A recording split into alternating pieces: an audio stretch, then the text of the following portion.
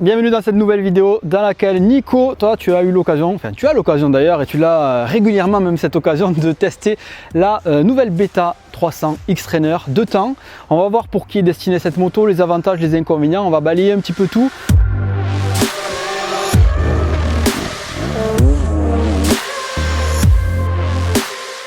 Toi qui fais de l'enduro depuis quelques temps, tu as opté cette année pour cette Beta 2021 300 2 temps, tu étais sur du 4 temps avant, donc explique-nous un petit peu les différences que tu trouves sur cette machine par rapport à celle sur une enduro classique.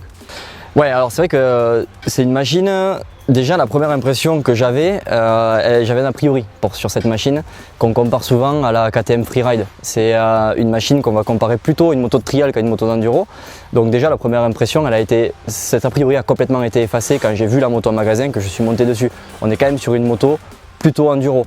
Maintenant tu me demandes la différence avec celle que j'avais avant. J'étais sur une Beta aussi, mais c'était une 350 RR 4 temps. J'étais pas très à l'aise sur les motos, sur les moteurs 2 temps et voilà, j'avais envie de passer là-dessus parce que je veux me mettre exclusivement à l'enduro extrême. On sait qu'on a un challenge à relever tous les deux, donc voilà, c'est pour ça que j'ai choisi cette machine qui je pense, du moins je pensais et j'en suis convaincu maintenant, va m'aider pour l'extrême. Justement, tu nous as dit, il y a des motos, allez on va balayer un petit peu large le spectre du tout-terrain. On va dire qu'il y a du trial, de l'enduro, du cross. Celle-ci, elle se place où par rapport justement à ces trois catégories? Elle se place entre le trial et l'enduro, mais beaucoup plus proche de l'enduro quand même. Je disais tout à l'heure, on la compare souvent à la KTM Freeride, ça n'a rien à voir avec ça. C'est clairement, on va le dire, beaucoup de gens ont cet a priori, ça n'a rien à voir. Le moteur est très plein, on va en parler après en détail, mais ça reste une moto d'enduro en termes de gabarit, même si elle est un petit peu plus basse au niveau des cale-pieds, au niveau de la garde au sol, au niveau du centre de gravité, on est quand même en feeling sur une moto d'enduro. D'accord, donc on va voir un petit peu ça et on verra à la fin vraiment à qui est destinée cette moto par rapport à tous les avantages que tu lui trouves toi. Donc j'embraye de suite sur la partie moteur.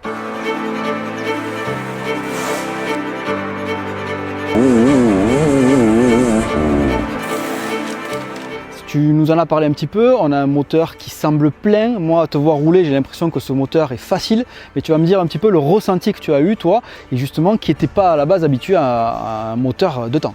Ouais, bluffé, franchement bluffé, j'ai même dû m'adapter tellement c'était bluffant parce que quand on vient du cross ou même de l'enduro un peu plus classique, on va avoir tendance à piloter une moto dans les tours.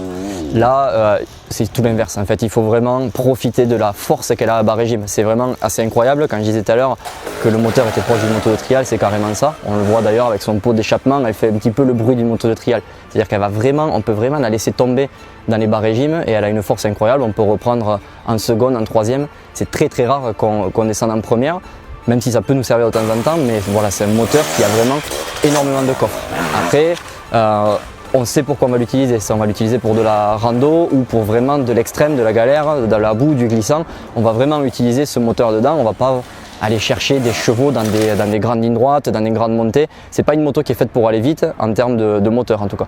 Moto plutôt en termes de moteur destinée au plaisir, coupleux, assez fun on va dire. Ouais, très très fun, coupleux, plaisir, adapté aux débutants aussi en termes de moteur. Je veux dire, tout le monde peut arriver à piloter cette machine, on a aucun problème au niveau du moteur. Et en fait, à la base, c'était une moto qui était faite vraiment pour la rando plaisir, pour les débutants. Ça a été dérivé avec des gars comme moi qui veulent s'en servir pour l'extrême, tellement le moteur est plein. On passe maintenant à la partie suspension maniabilité.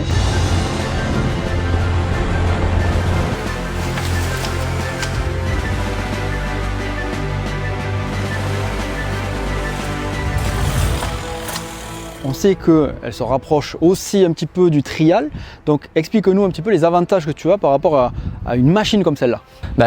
Grâce à cette moto, la partie cycle en fait, de manière générale, c'est une moto qui est très très légère. Alors j'ai pas la fiche technique du tout en tête, mais c'est quelque chose qu'on ressent tout de suite sur la moto. Je sais pas s'il n'y a pas 10 kg d'écart avec une moto de la gamme RR. Donc c'est vraiment assez incroyable. Quand on monte dessus, elle est très maniable. On est à l'aise autant debout qu'assis, c'est-à-dire que quand on va être dans une grimpette très galère et tout ça, qu'il va falloir mettre le poids sur l'arrière pour pouvoir adhérer sur des cailloux glissants, on va pouvoir bien jouer sur ces différences de répartition des masses. Donc c'est grâce à son gabarit parce qu'on est vraiment très à l'aise dessus. Nous, on n'est pas des grands gabarits aussi, tu vois, on fait à peu près la même taille, 1m75. On est vraiment à l'aise dessus, on peut poser les pieds. Quand on veut se remettre debout, ben, on galère pas parce qu'on perd jamais l'équilibre en fait avec une moto comme ça. Donc c'est vraiment le gros avantage de la partie cycle. Après, quand on parle de partie cycle, on va aussi parler de suspension. Donc là, tu l'as dit, ça se rapproche un peu du trial, oui et non, parce qu'on a une fourche qui est quand même très petit diamètre par rapport aux motos d'enduro classiques, à la gamme RR. À voir quand même, c'est vrai que c'est quelque chose qui peut être gênant quand on va avoir des grosses marches en descendant. Par exemple, la moto va avoir tendance à talonner très vite, c'est très souple. C'est vraiment une moto très souple. Je le répète, c'était fait pour les débutants à la base, on le dérive pour la mener sur de l'extrême.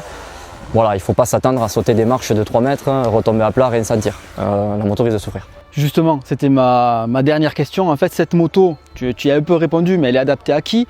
Tu nous as dit qu'elle était adaptée aux débutants. Est-ce que n'importe quel débutant peut s'en servir de suite et s'amuser avec? Est-ce que quand on a un niveau un peu plus élevé, comme le tien, ça peut aller aussi, on peut l'adapter? Qu'est-ce qu'il faut faire pour l'adapter? Explique-nous tout ça. Oui, bon, clairement, débutant, sortie de caisse, la moto, on peut la prendre, on peut aller se balader, on peut faire une année complète. Vraiment, on va pouvoir progresser avec cette machine, on va se sentir de plus en plus à l'aise en enduro grâce à cette machine. Et pareil, avec mon niveau, comme tu l'as dit, c'est une machine qui gomme beaucoup les erreurs grâce à son moteur plein, grâce à son gabarit. Donc c'est une très bonne machine. Moi, elle est toute stock, mis à part des pièces que j'ai rajoutées pour la protéger, qui ne sont pas d'origine, c'est-à-dire les protège-mains, le sabot moteur, j'ai rajouté des protège-bras oscillants. J'ai commencé à l'équiper pour l'extrême en fait. Il faudra mettre des protège-carter et ce genre de choses.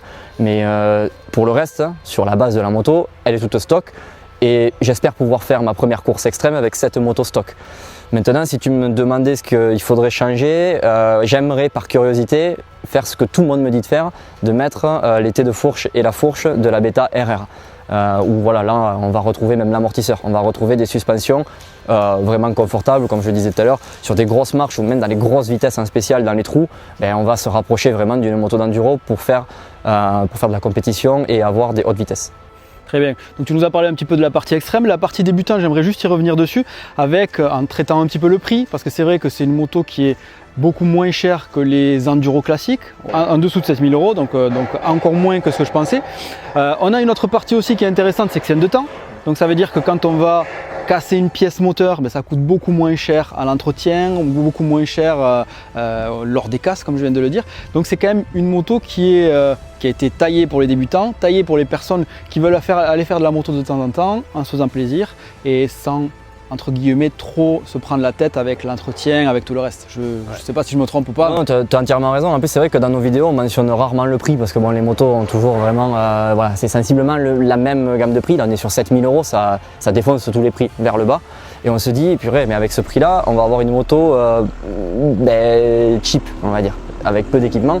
Et c'est ça que je trouve surprenant en fait, avec cette machine, c'est que certes elle est destinée aux débutants, certes elle n'est pas très polyvalente parce qu'on ne va pas pouvoir la mettre sur un terrain de cross, on ne va pas pouvoir faire de la spéciale très défoncée, mais par contre on va pouvoir la donner à un débutant, on va pouvoir la donner à un gars qui fait de l'extrême. 7000 € avec les équipements qu'elle a, c'est assez incroyable. Les équipements, on a quand même un ventilateur qui n'y a pas sur la gamme RR, on a un guidon gros diamètre, on a un embrayage hydraulique, on a un graissage séparé au niveau du moteur, donc on n'a pas besoin de faire le mélange. Quand on part en rando, c'est un point positif, malgré qu'on ait un petit réservoir, si on trouve une station à mi-chemin, on peut quand même remplir juste avec du samplon et on n'a pas besoin de refaire le mélange à chaque fois. Donc 7000 €, franchement, pour ma part, en plus je vais la laisser quasiment d'origine, donc c'est très très content. Donc agréablement surpris par cette moto, je pense qu'on risque pas de te revoir encore en cross, si j'ai bien compris. Non, en plus à la base, je m'étais dit je vais prendre cette moto parce qu'elle va m'aider sur la partie extrême et elle va surtout m'aider à faire abstraction du cross où quand j'avais ma RR, je roulais plus en cross qu'en enduro, on va pas se le cacher, c'était plus simple pour moi. Et là du coup, vu que je peux pas rouler en cross avec celle-là parce qu'elle est beaucoup trop souple, le cadre est quand même assez fragile, on va pas s'envoyer des tables de 40 mètres avec.